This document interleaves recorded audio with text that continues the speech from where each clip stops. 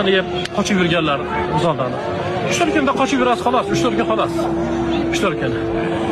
O'sha qatta bo'lsangiz ham Rossiyaga qochib ketganmisiz, qatta bo'lsangiz ham Alloh taoloda Azroil alayhissalom degan farishtasi bor, yetib boradi siz oldingizga.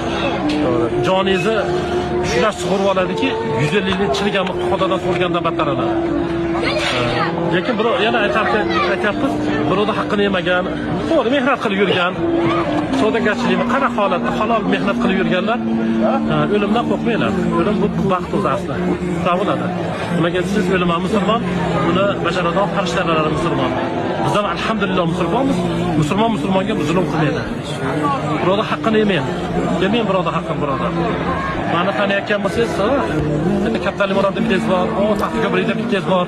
Ana yerda Saddada ko'kalar bor, kombinatda bolalar. Hamma jo'yapti, videodan ko'rdi. Taxti ko'prikda bittasi bor. $900 haqqim bor. Turgan bo'lsalar beringlar. Yo'q, gap beringlar bas. Shuna bir ilojini qilinglarki, o'lmaylar og'a. O'lmaylar.